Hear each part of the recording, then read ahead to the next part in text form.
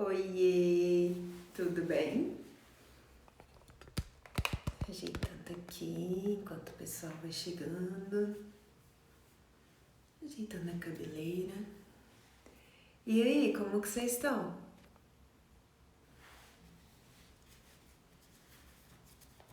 Olá, tudo bem? Oh, olha quem veio hoje! E aí, gente, como que vocês estão? Vão me contando aí como que foi essa semana. Grandes surpresas, notícias boas, grandes aprendizados. Enquanto o pessoal, esperar só um minutinho, o pessoal ia acabando de entrar, pra gente comentar, trocar uma ideia, trabalhar sobre essas manifestações, né? Por que a gente manifesta e uau, não acontece? Manifesta, acontece por um tempo, uau, não acontece. Oiê, boa noite, tudo bem? E o que vai acontecendo? O que a gente vai fazendo? Por que a gente vai se conectando com esse acontece e não acontece? Ou de jeito nenhum acontece? Eu comento que o dia que a gente entender como a gente funciona, ninguém segura a gente. Nem a gente mesmo segura a gente. Então vai chegando, vai centrando, vai se conectando com você. Você é a pessoa mais importante da sua vida. Oiê! Quanto tempo! Então, gente, vai tomando uma posição confortável, vai se conectando com você. Eu percebo que no decorrer do dia, a gente entra tanto no automático que a gente se desconecta da gente. A gente vai meio que sendo engolido, sabe? De tudo isso que está acontecendo nas nossas vidas e a gente esquece de ouvir o próprio corpo. Então, nesse momento, eu te convido a, por um instante, fechar os seus olhos. Respira fundo. Há quanto tempo talvez você não faz isso? Inspira contando até 5. Deixa o ar entrar, encher o seu pulmão e do seu pulmão esse ar vai para o seu abdômen.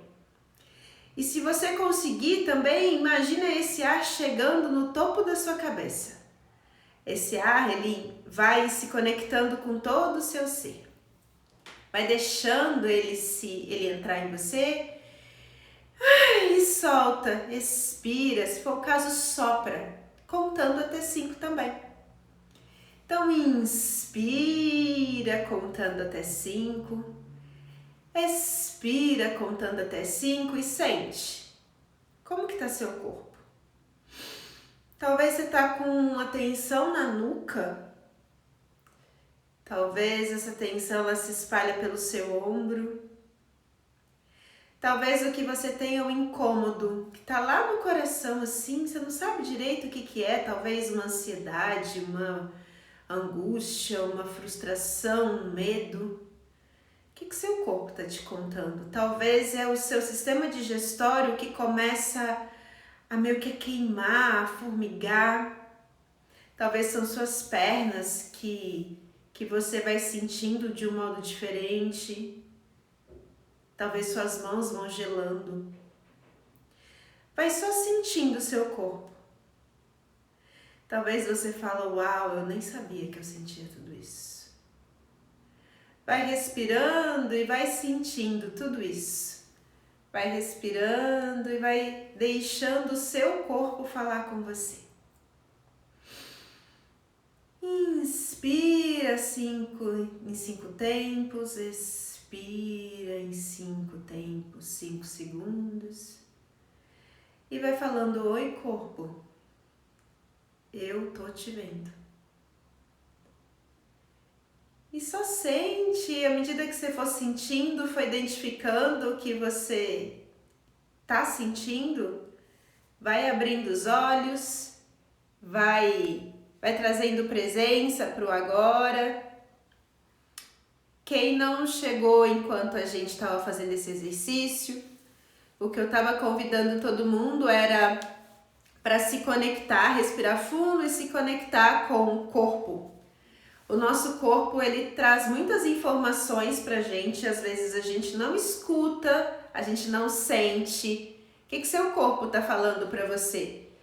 Talvez você tá com a tensão nos ombros, uma ansiedade, um sistema digestório que tá queimando, as mãos estão geladas, as pernas parece que tem uma coisa estranha. Então vai se conectando com você e vai trazendo essa presença. Eu babando aqui. Mas o que eu o que eu quero conversar com vocês é pra gente trocar uma ideia sobre esses sonhos. Todo mundo aqui já é um manifestador ou uma manifestadora nata? Pensou, eu quero isso, eu quero aquele carro. Eu quero a minha casa, eu quero o meu emprego, eu quero ser empresária, eu quero fazer uma viagem para a Europa. Não, eu quero ir para a América do Norte. Não, eu quero conhecer o Brasil. Eu quero aquele cara sarado, maravilhoso. E aí? Todo mundo aqui já manifesta tudo? Hein? Me conta aí. Quem aqui é manifestador ou manifestadora nata? Pensou, aconteceu. E eu pergunto isso porque eu percebi na minha vida altos e baixos. Às vezes eu queria algo e só de eu pensar, eu quero isso, aquilo acontecia. Tem coisas que até hoje eu manifesto e elas ainda não estão neste plano 3D. E eu comecei a investigar tudo isso. E quando eu comecei a parar para tentar entender e depois eu parei para entender o que era, eu consegui começar a entender, sabe, digamos, escanear que a gente tem um sistema, um programa interno que nos protege, que nos impede de manifestar. Porque o que acontece se a gente manifestar tudo aqui na Terra? Fecha os olhos por um instante e pensa, se você tivesse todo o dinheiro do mundo, se dinheiro não fosse problema algum, quem você seria?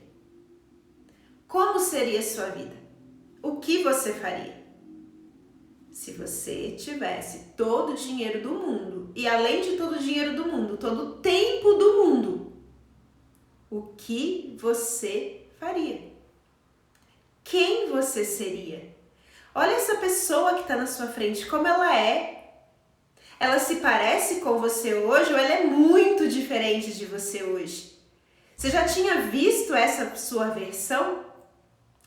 E aí, partindo desse pressuposto em que você se enxerga, ou talvez você nem consegue se enxergar nessa pessoa, vai agradecendo ela por ter se manifestado na sua frente hoje, vai agradecendo ele por ter se manifestado na sua frente hoje e raciocina comigo. Quando a gente traça o plano de vir a este mundo, a gente escolhe um pai e uma mãe. E aí, quando a gente escolhe esse pai e essa mãe, a gente assina um livro em que a gente faz esse acordo de ser filho, no meu caso, da Fátima, filha do Arnaldo. Eles se conheceram, eles começaram a namorar e eles se casaram e de repente, uau, eu vi. Quando eu fiz um exercício que chama renascimento, que é só com a respiração você acessa a sua vida no útero, eu voltei no tempo e eu acessei exatamente o dia em que eu assinei o meu livro encarnatório com a minha mãe, o meu pai e a minha avó materna, para vocês verem. Eu sempre falo dela, da minha conexão com essa avó, e até nesse momento ela estava. Por que eu quero trazer isso para vocês? Porque o nosso primeiro limitador de ter os nossos sonhos realizados são as nossas crenças de infância. A partir do momento que você escolhe esse pai e essa mãe, que você é fecundado e começa a habitar o útero materno e começa ali a se desenvolver, dias, 1 mês, 2 meses, 3 meses, até o 9º mês. Alguns nascem antes, né, de 7, de 6 ou de 8 meses. E até os 7 anos de idade, você começa a formar o que eu chamo de biblioteca, como você vai ver a sua vida agora. E aí, raciocina comigo. Você tá lá se envolvendo no útero da sua mãe e, de repente, a sua mãe sofre um acidente de trânsito. Ela não se machuca nem nada, mas ali ela assustou e ela teve um trauma. A partir do momento que ela levou aquele susto, ela criou no sistema dela um registro. E esse registro, para você que estava lá na barriga da sua mãe, ele pode ter não impactado em nada o seu modo de sentir a vida, mas ele pode ter criado alguns registros do tipo: sua mãe, será que eu vou perder esse bebê? Como que esse bebê tá? Nossa, será que eu me machuquei? Eu não me machuquei? Nossa, que motorista maluco! Nossa, dirigir é perigoso. E aí você começa a registrar que talvez dirigir é perigoso. E aí, quando você tá lá na fase adulta, o seu grande sonho é tirar sua carteira e ter seu carro. Mas você não entende por que aquilo não acontece. Aí você vai fazer, você até começa a agir nesse sentido. Você vai lá, faz a prova de legislação, faz aula de autoescola lá, o carro, mas na hora da prova você não passa. Porque dá uma tremedeira, você não consegue manter o pedal ali, e é uma coisa de louco, e aí você vai fazendo uma prova atrás da outra, atrás da outra, atrás da outra, e depois de 20 provas você fala: isso não é pra mim. Só que você não entende porque isso tá tão profundo em você, que você não passa porque você tem um registro lá dos seus 2, 3 meses na barriga da sua mãe em que dirigir é perigoso. Eu posso perder a minha vida. Então, se eu posso perder minha vida dirigindo, eu vou criar algo que me proteja de perder a minha vida dirigindo. Qual que é a melhor forma? É não dirigir. É ter pânico de entrar no carro, é eu não querer viajar de carro. E aí, isso não é diferente de todos os seus outros sonhos.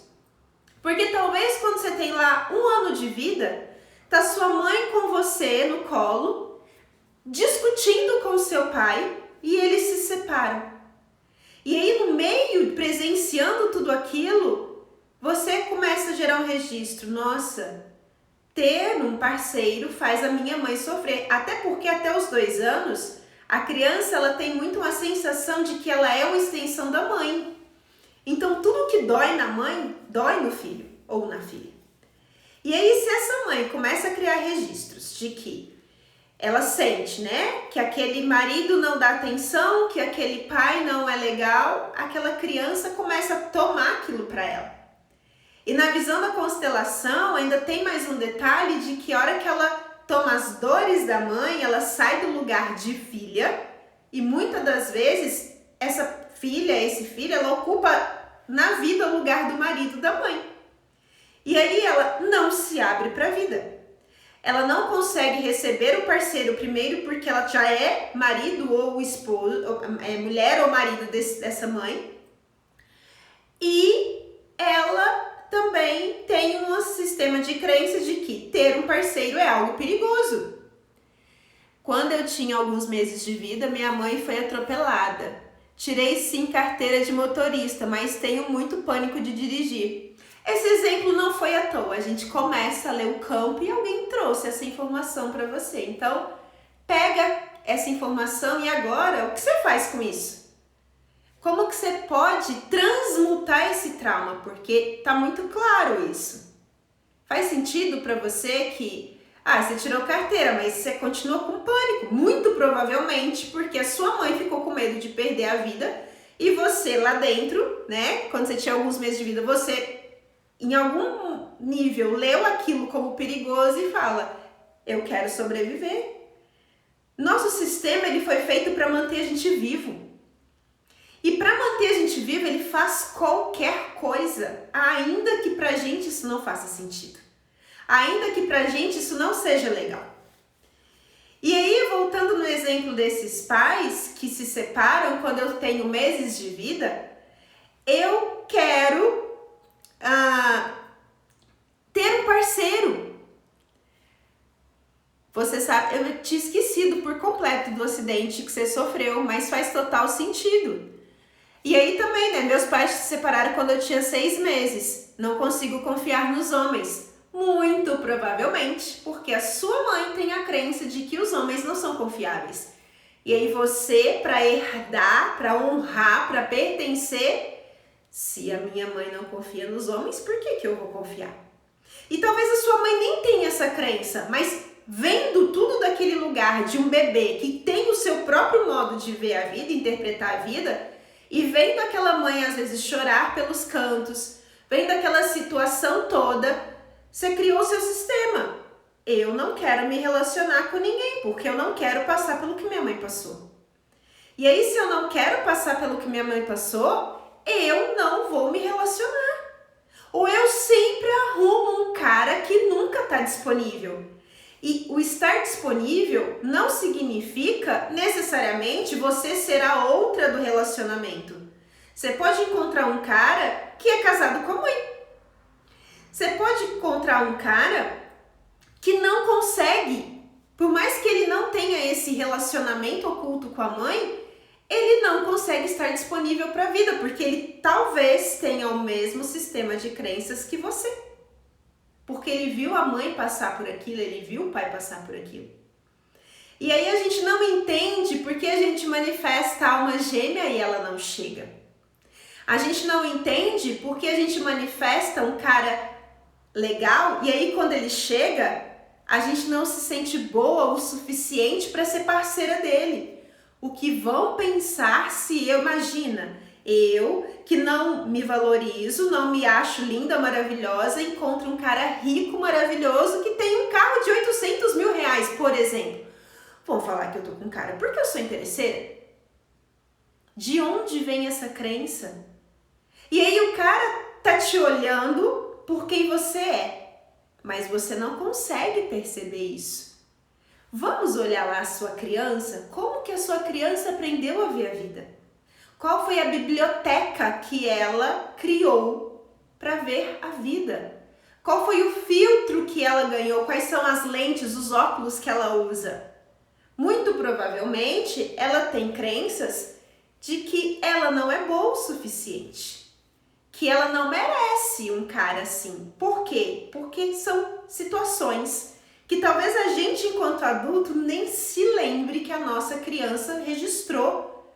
Mas a nossa criança tá ali do nosso lado, sabe igual criança pequena, quando começa a puxar a barra da saia da mãe e fala: mãe, eu não quero isso, mãe, eu quero ir naquele lugar, e fica puxando, mãe, tia.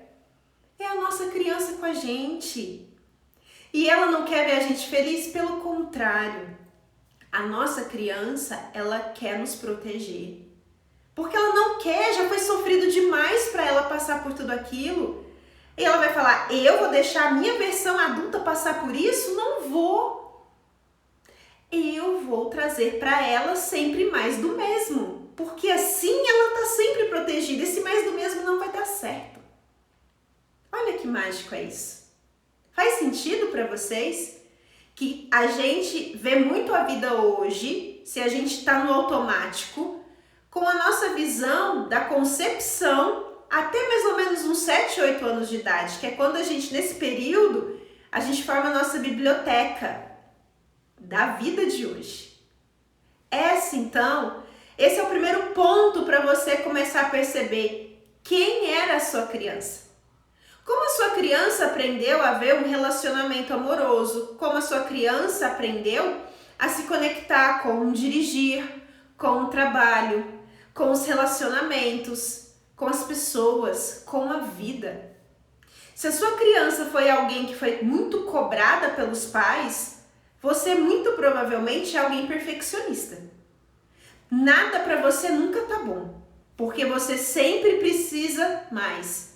E às vezes, se os seus pais não deram a atenção que você esperava, você está sempre buscando alguém que te dê essa atenção. Você está sempre buscando alguém que te traga essa nutrição que na verdade não é desse alguém que você quer. Você quer que aquele desenho que a sua criança fez, que você esperava enquanto criança que seus pais vissem, que esse alguém veja os seus desenhos. Mas às vezes esse alguém ele não consegue mostrar os próprios desenhos para os pais, como que ele vai ver os seus? E aí a gente se torna pessoas de altíssima manutenção. O que é uma pessoa de alta manutenção? É aquela pessoa que a gente convive que nos exige muito o tempo inteiro. A gente se torna essa pessoa esperando que o outro esteja sempre disponível pra gente, só que esse outro nunca tá, porque ele tem os próprios problemas, ele tem as próprias questões. E aí a gente tá sempre esperando algo que nunca acontece. Esse é o primeiro ponto, as nossas crenças enquanto criança. Faz sentido isso para vocês? Vocês já conseguiram, eu vi que muita gente aqui já conseguiu identificar que tem essas questões, porque a gente começa, essa egrégora não é formada à toa, esses exemplos não vieram à toa, é como se tivesse alguém aqui do meu lado me soprando. Fala isso, fala aquilo, eu sou só canal. Então começa a conversar, chama a sua criança, a hora que você for dormir, pede para sua guiança te trazer o que de mais traumático a sua criança viveu e para que isso seja ressignificado durante a noite. Você vai ver o quanto isso é mágico. E uma vez que a gente não é só essa vida aqui enquanto filho, a gente é descendente de um pai e de uma mãe, dos avós. A gente é descendente dos nossos bisavós, dos nossos tataravós. A gente também começa a herdar essas crenças deles.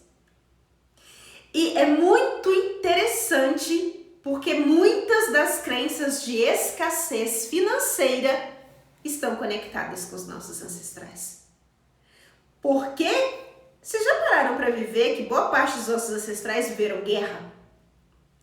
Que boa parte dos nossos ancestrais, às vezes, dependendo da sua ancestralidade, eles foram traficados.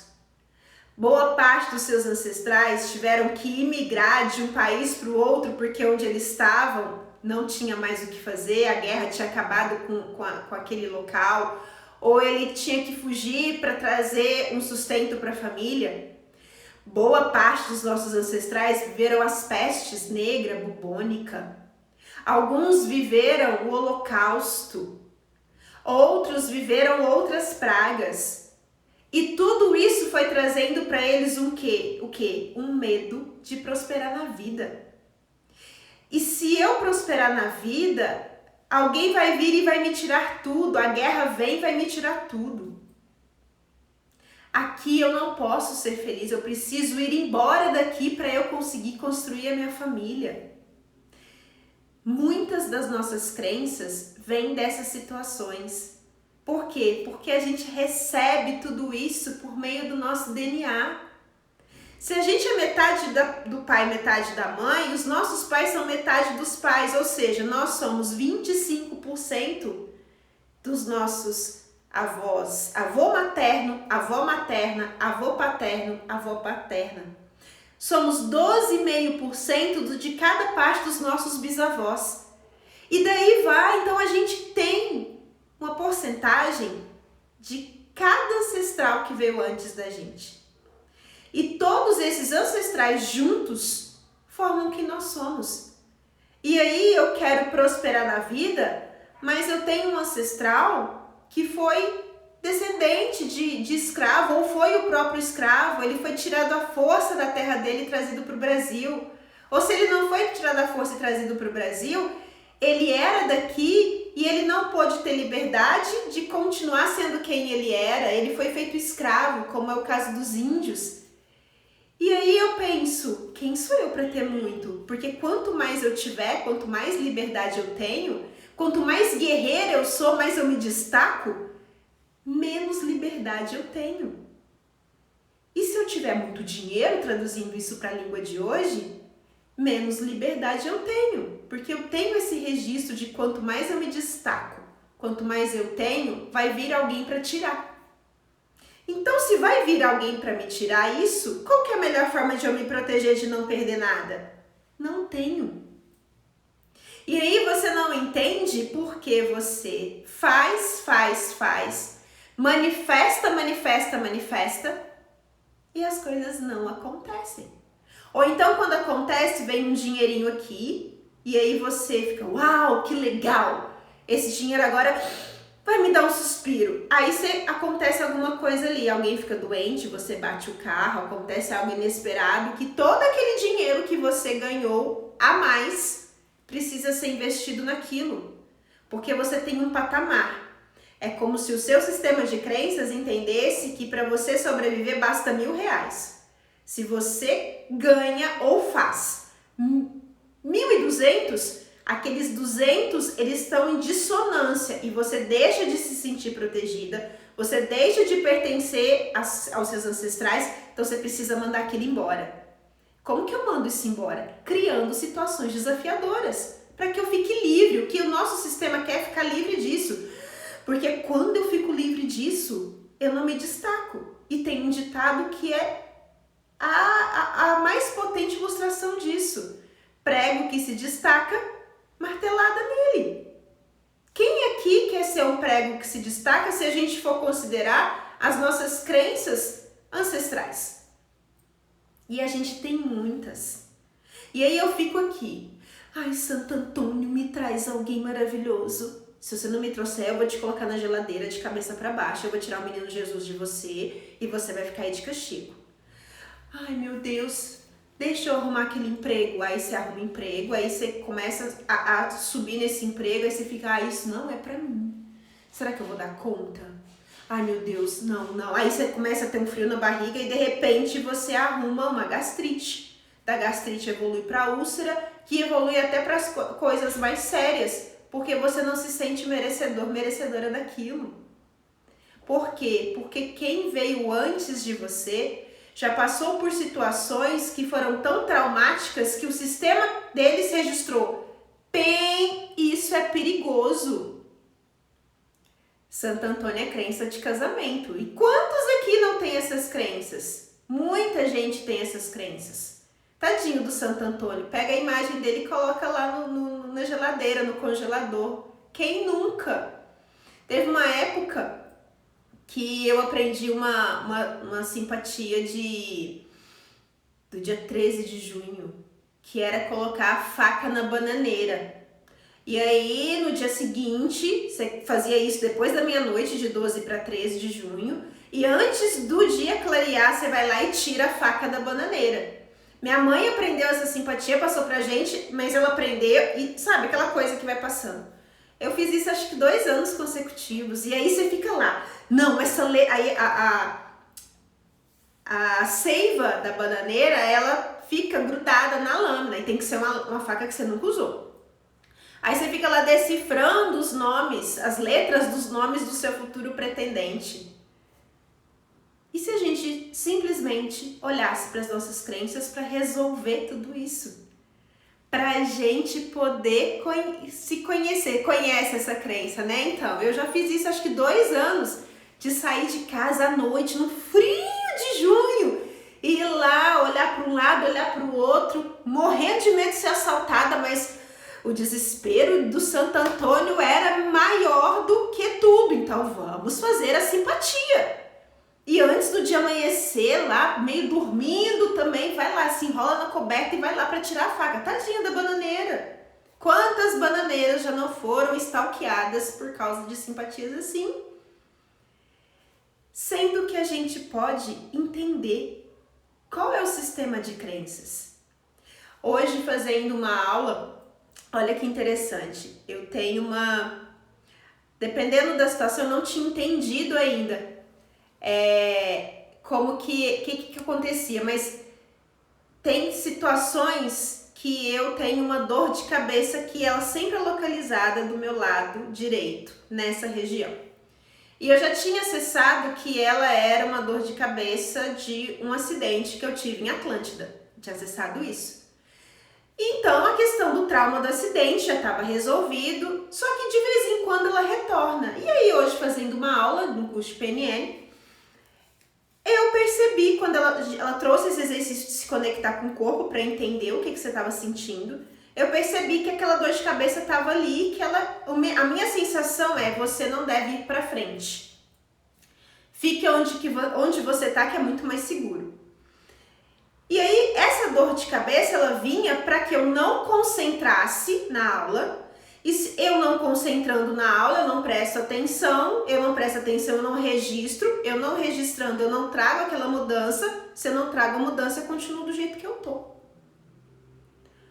A dor de cabeça veio para me atrapalhar? Não, ela veio para me proteger, porque em algum nível eu tenho um sistema de crenças, no meu sistema de crenças, que se eu começar a aparecer muito, pode me causar algum problema.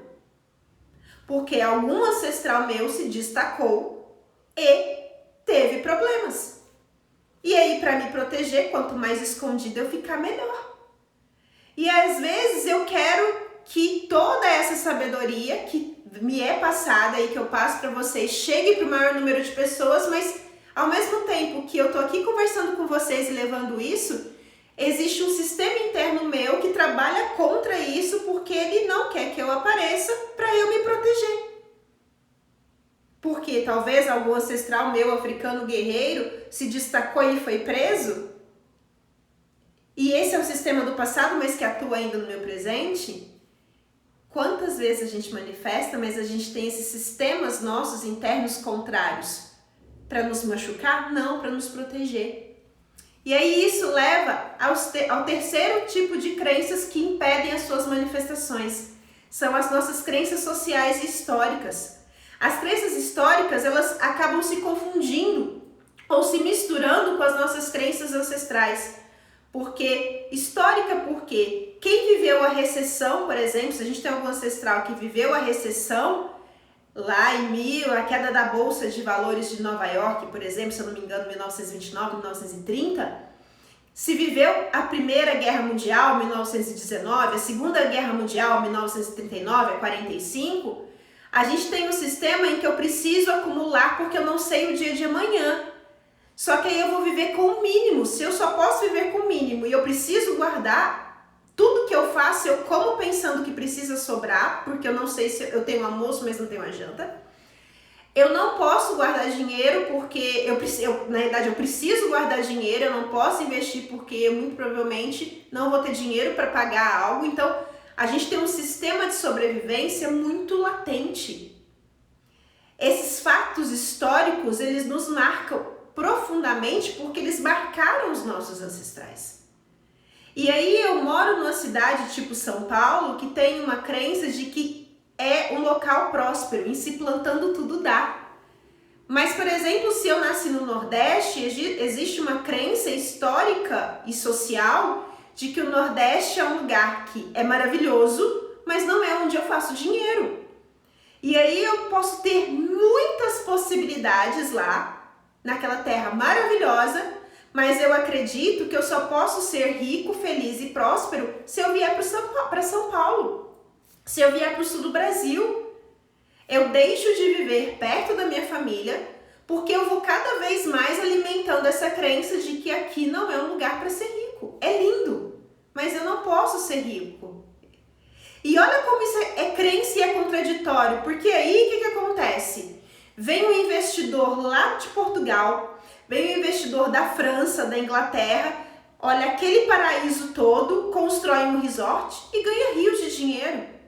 Então, será que o Nordeste realmente é um lugar onde não dá para se prosperar? As pessoas que moram lá precisam sair? Ok, existem as questões educacionais, enfim, mas olha como essa crença é forte. Vem alguém que vem de uma ascendência colonizadora que pensa: eu chego em qualquer lugar e onde eu chego eu transformo, eu domino. E chega e constrói. E barra as praias de qualquer um usar, torna aquilo privado, só quem está hospedado naquele paraíso ali que ele constrói é que pode usar desfrutar de todo aquele paraíso. E aí quem nasceu lá não fica lá, quem nasceu lá vem para cá, vem para o Sudeste, vem para o Sul, para ganhar dinheiro. Olha como as crenças sociais e históricas também nos influenciam. E aí eu quero continuar onde eu nasci, mas onde eu nasci eu acredito que não dá dinheiro. O cara vem lá da Europa e monta um mega império aqui, mas eu preciso sair daqui para ter o mínimo para eu viver. E é engraçado que quanto mais a gente alimenta esses sistemas de crença, e é muito interessante, hoje eu ouvi uma frase que eu queria que vocês refletissem sobre ela. A frase era da minha professora de PNL. O grande erro da humanidade foi classificar o ser humano enquanto ser racional. Por quê? Porque nós somos 90%, nossa mente ela é 90% subconsciente ou inconsciente, dependendo da escola que se adota.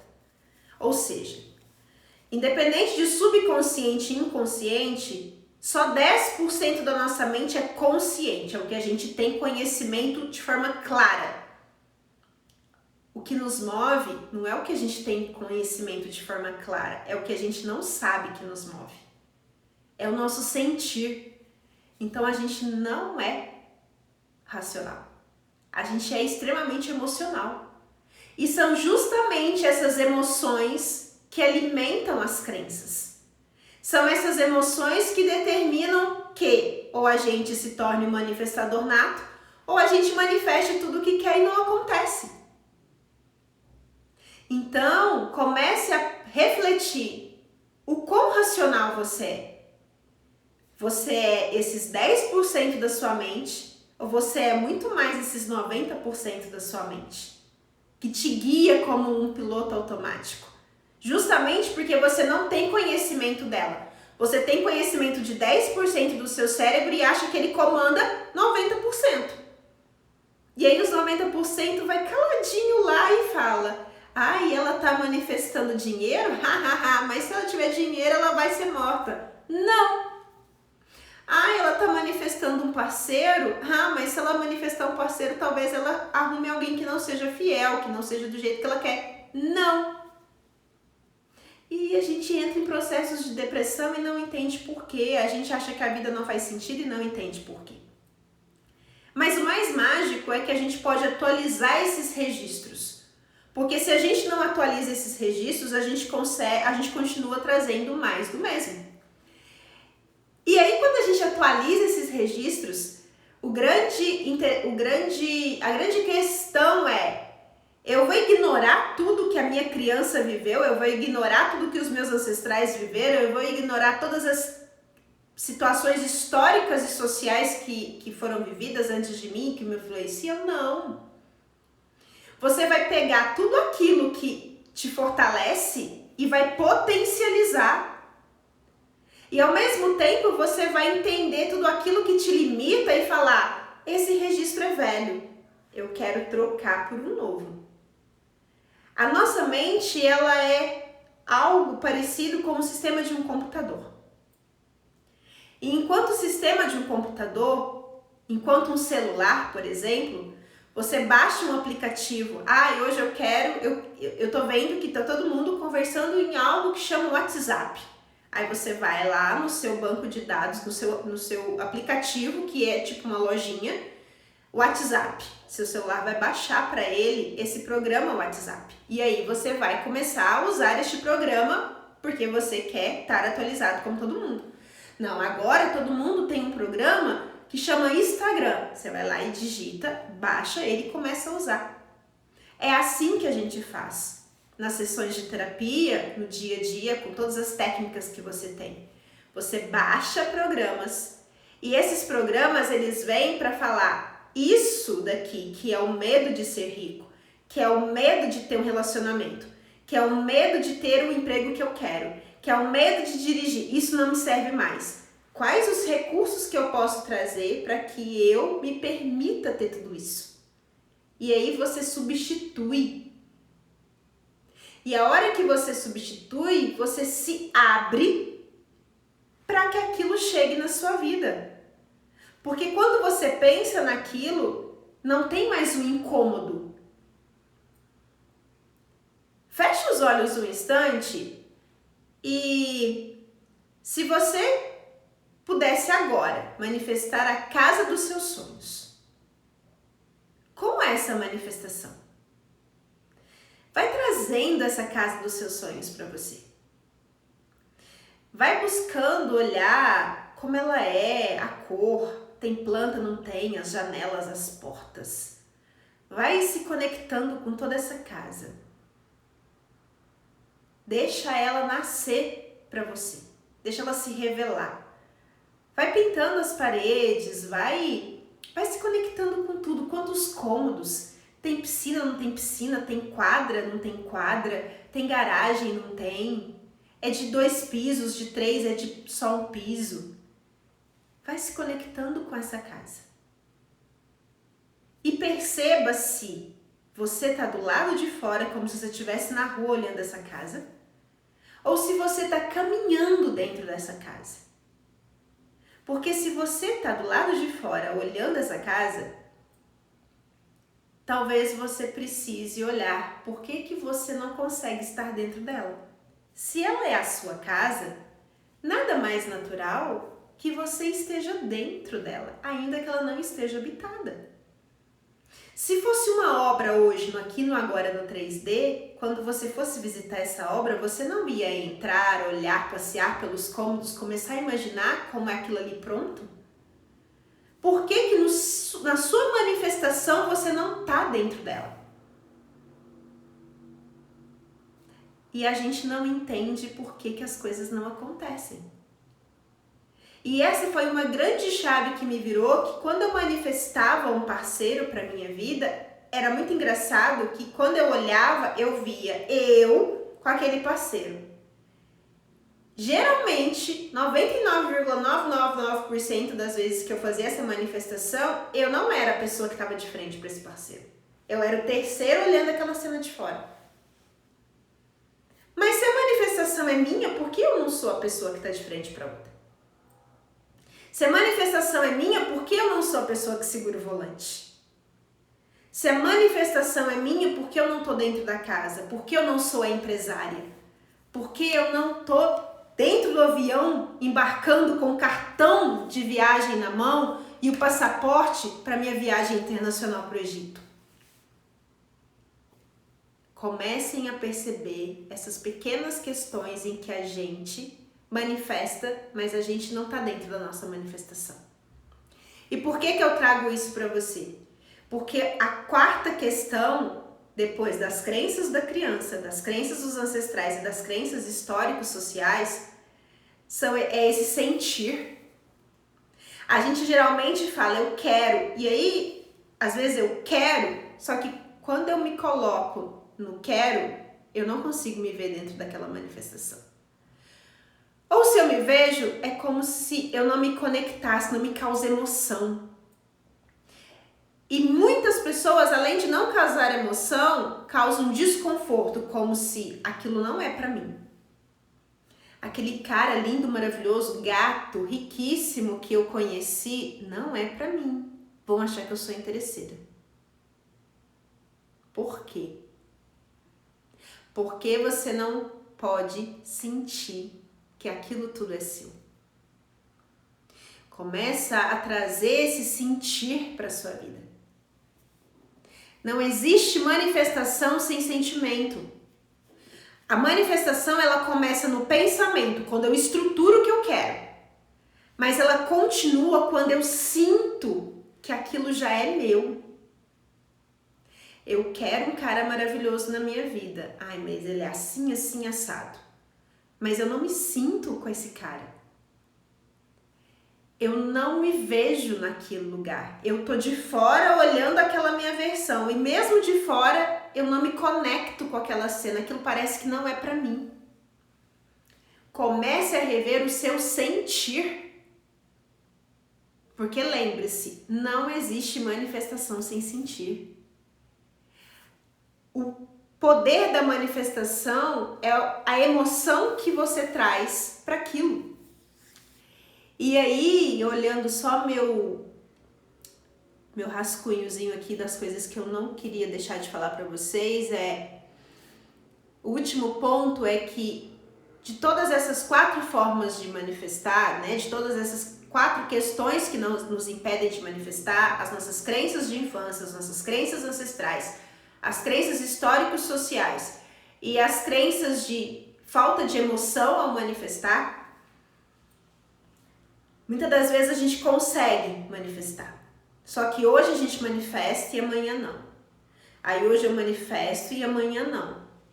Aí hoje eu manifesto e amanhã não. E às vezes você não entende porque uma hora vai e a outra hora não vai. Porque a gente tem, em muitos casos, a gente tem uma questão que chama: a gente não consegue sustentar a constância dos nossos sonhos. Por que a gente não consegue sustentar essa constância? Porque talvez é bom demais para ser verdade. E aí, se eu começo a manifestar e tudo acontece, o meu lugar não é na Terra. Na Terra não é lugar de gente feliz o tempo inteiro. A Terra não é lugar de ser bem-sucedido o tempo inteiro. Olha como as nossas crenças, elas vão se ampliando, elas vão se tornando crenças planetárias, crenças de pertencimento a esse planeta. Então, se eu sempre consigo fazer algo que eu quero,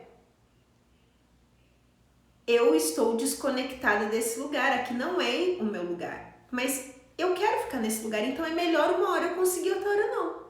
E aí eu vivo na montanha russa.